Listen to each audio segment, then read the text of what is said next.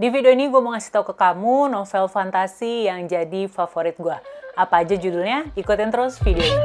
Hey fellows, welcome back to my YouTube channel. My name is Saya. Tadinya video ini tuh mau gue kasih judul rekomendasi novel fantasi. Tapi kayaknya boro-boro rekomendasi gitu ya. Jumlah novel fantasi yang gue baca aja masih sedikit banget. Dan gue pernah bilang waktu pertama kali terjun ke booktube, ke dunia perbuktupan ini, bahwa gue gak akan baca yang namanya novel fantasi. Karena gue ngerasa kayak ketuaan. Yang ini nih videonya. Dan surprisingly ini adalah buku fantasi, dimana gue selalu berkoar-koar untuk gak pernah mau baca buku fantasi karena menurut gue udah ketuaan dan gak bisa nyambung. Ada pepatah yang bilang never say never. Setelah selesai bikin video itu, gue mencoba untuk baca novel fantasi yang gue sebutin di situ di videonya, yaitu This Savage Song. Yang ini judulnya ditulis oleh Victoria Schwab. Ini kan duologi ya, gue udah baca dua-duanya. Abis ini kan This Savage Song, terus kemudian Our Dark Duet lanjutannya. Setelah selesai baca, impresi gue adalah bagus sih ceritanya, cuman kayak gak ada sesuatu yang greget gitu. Nggak ada sesuatu yang bikin gue terikat sama cerita ataupun tokoh-tokohnya. Dengan kata lain ya biasa aja. Kemudian setelah selesai baca yang ini, gue lanjut baca Six of Crows yang ini, covernya versi bahasa Inggris. Six of Crows ini kan tuh high fantasy ya, dimana dunianya tuh benar-benar sesuatu yang berbeda gitu dari dunia tempat kita tinggal. Yang mana ketika dinarasikan di dalam cerita ini bikin gue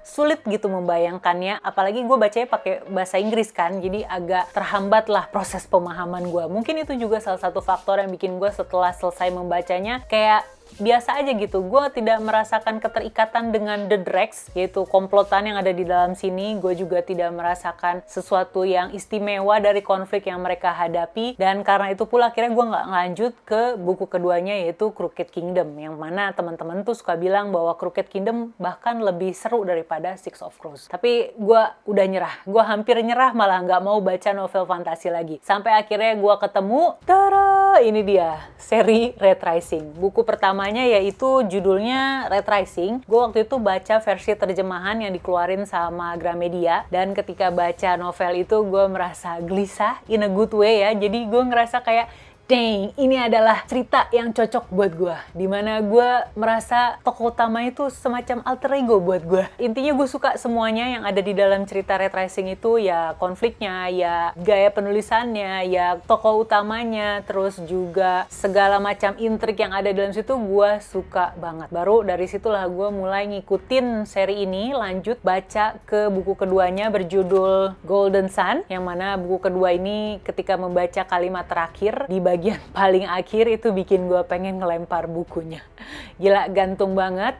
Setelah ini gue sempet kayak vakum dulu, nggak mau baca buku ketiganya karena gue butuh napas gitu setelah disodorkan oleh berbagai macam konflik yang ada di buku kedua ini. Lanjutlah gue baca buku ketiga. Di buku ketiga ini udah konflik utamanya sebenarnya sudah selesai. Apa yang diinginkan oleh Darrow itu ceritanya sudah ditutup di buku ketiga ini, tapi masih ada buku lanjutannya. Buku lanjutannya itu akan memunculkan tokoh-tokoh baru dan juga permasalahan baru di dalam society atau sistem struktur sosial di dalam dunianya Red Rising ini. Well, inti cerita dari seri Red Rising ini adalah tentang seorang pemberontak dari kelas paling bawah dalam satu sistem hierarki di dunianya Red Rising ini. Kaumnya itu dinamakan kaum merah, dan tokohnya ini, tokoh pemberontak ini bernama Darrow. Dia punya tekad untuk melawan kaum opresif, posisinya ada paling atas bernama kaum gold atau kaum emas. Dia bercita-cita untuk membawa kaum merah ini untuk bisa terbebas dari kungkungan kaum emas, serta mengajak kaumnya untuk bisa naik ke permukaan planet Mars. Jadi kaum merah ini tuh nggak bisa naik ke atas, karena di atas itu adalah wilayahnya untuk kelas-kelas yang ada di atas kaum merah. Jadi disitulah letak konflik utamanya yang dihadapi oleh si tokoh utama. Nanti seiring ceritanya berjalan, tentu saja akan ada rintangan di sana-sini, akan ada konflik antar golongan, ada persahabatan yang dipertaruhkan, serta ada perang-perang yang harus dijalani oleh si tokoh utama dan juga kawan-kawannya. Katanya seri ini tuh cocok untuk mereka yang suka The Hunger Games sama Game of Thrones. Well, berhubung gue tuh nggak ngikutin Game of Thrones, udah gitu Hunger Games gue juga cuma nonton filmnya tanpa baca bukunya. Meskipun demikian gue suka banget sama Hunger Games, jadi ya kurang lebih mirip lah.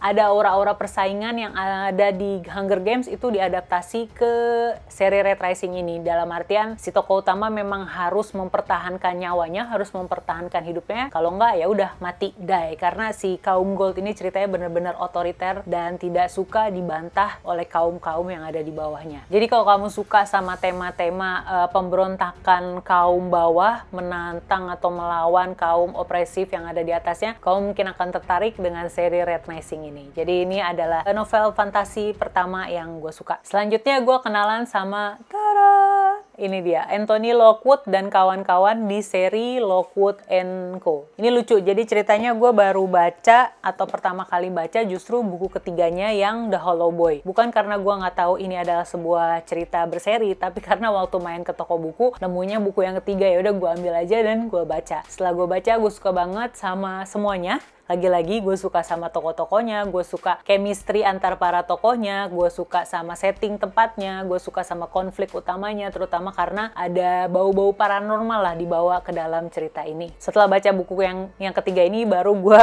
mulai dari buku pertamanya yaitu The Screaming Staircase. Habis itu lanjut ke buku keduanya The Whispering School, kemudian buku keempatnya ini yang menurut gue the best adalah The Creeping Shadow, baru ditutup oleh buku kelimanya yang berjudul The Empty Grave. Seri ini tuh bercerita tentang satu agensi paranormal di kota London. Di kota London yang ada di dalam cerita ini, ceritanya sedang diserang oleh pandemi hantu. Ya, jadi hantu-hantu itu berkeliaran dan makanya dibutuhkan agensi-agensi yang bertugas untuk menangkap hantu-hantu tersebut. Agensi paranormal ya. Itu juga yang bikin gue suka karena ada hantu-hantuan, ada sisi paranormal yang di dalam cerita ini. Salah satu agensi tersebut adalah Lockwood & Co. yang didirikan oleh Anthony Lockwood bersama kedua timnya, George Cubin sama Lucy Carlyle. Nanti setiap buku ceritanya tuh akan beda-beda, tapi nanti di buku ini nih, buku yang keempat akan ada titik pencerahan mengenai kasus-kasus yang sebelumnya. Akan terlihat benang merah dari kasus-kasus sebelumnya. Udah gitu ada konflik antar para tokoh yang di setiap bukunya itu akan bersambung. Intinya coba baca dari buku pertamanya. Ini gue baca yang versi terjemahan yang diterbitin sama Gramedia, dan ini tuh sebenarnya range umurnya untuk anak middle grade yang umurnya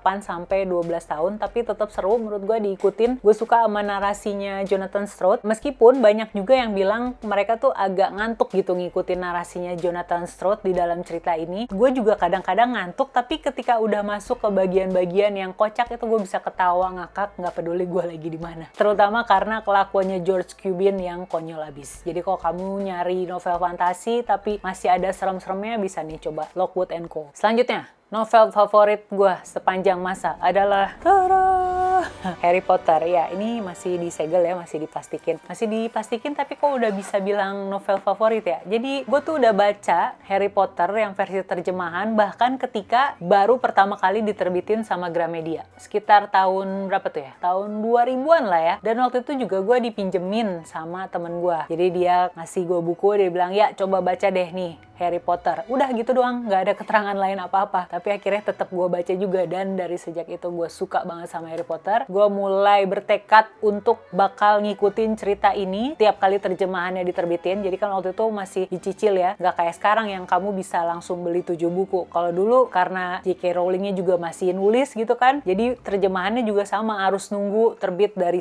luar dulu. Dari situ gue mulai bertekad buat ngikutin. Tetap minjem sih sama temen karena belum bisa beli buku. Baru setelah masuk ke dunia kerja gue bisa membeli bukunya. Waktu itu kalau nggak salah buku kelima ya, kalau nggak salah kelima apa keenam gitu yang gue beli, sama yang ketujuh. Tapi akhirnya yang gue masih punya sampai sekarang adalah buku ketujuhnya. Buku kelima atau keenamnya itu kebanjiran dan kondisinya sudah tidak tertolong lagi yang mengakibatkan harus gue buang. Jadi kemarin di BBW 2009 pas gue lihat ada box setnya langsung gue bawa aja, tapi belum sempat baca lagi nih yang versi bahasa Inggrisnya. Gue lagi mencari waktu untuk bisa bacanya. Kalau kamu belum tahu, Harry Potter ini tuh nyeritain seorang anak bernama Harry Potter yang dia itu masuk ke sekolah sihir bernama Hogwarts. Dia ini ceritanya ditakdirkan untuk melawan raja dari kejahatan bernama Lord Voldemort gitu ya. Itu raja apa bukan ya? Pokoknya dia adalah pemimpin dari sisi jahat di dunia sihirnya ini. Dan nanti seiring ceritanya berjalan, si Harry Potter ini akan mencoba menemukan jati dirinya dia itu siapa. Terus kemudian akan ada ada konflik-konflik yang dia alami, baik itu ketika dia sekolah di Hogwarts maupun di rumah. Ini juga sebenarnya adalah diperuntukkan untuk anak-anak atau middle grade, tapi kayaknya semua orang sekarang baca Harry Potter ya, mau anak-anak mau orang dewasa. Jadi kalau kamu belum baca seri Harry Potter meskipun udah nonton filmnya, baca deh, karena pengalaman baca nggak akan ngalahin filmnya. Bahkan banyak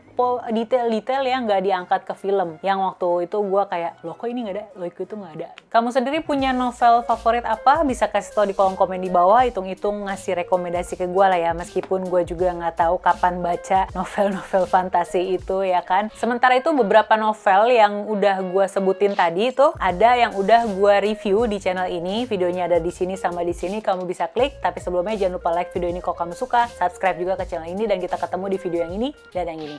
See ya!